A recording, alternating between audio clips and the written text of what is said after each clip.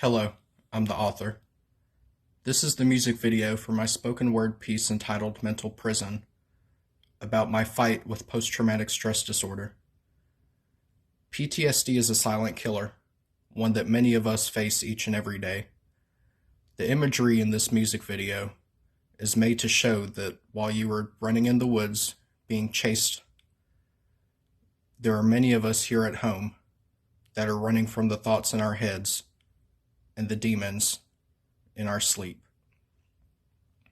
If you or anybody that you know is struggling, please make the call. It just might save a life. The warmth of sunlight greets my face.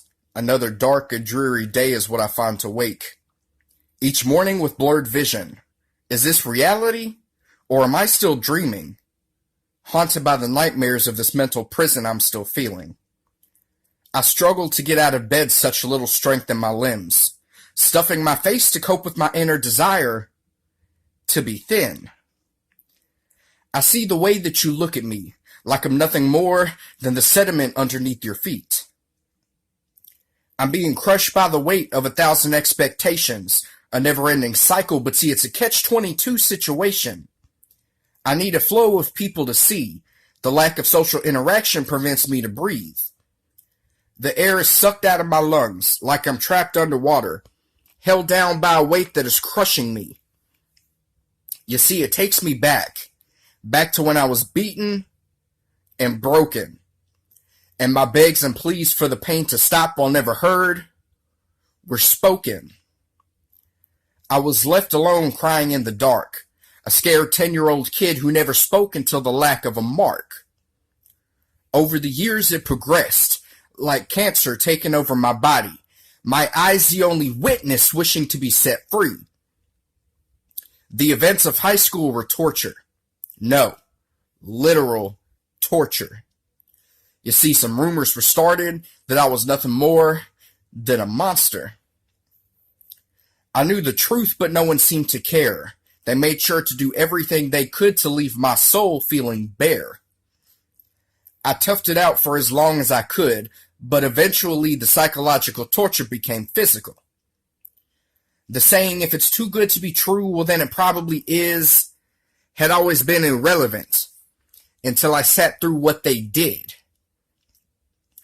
Over the course of the weeks, that time that surpassed, a single shine of light showed at last.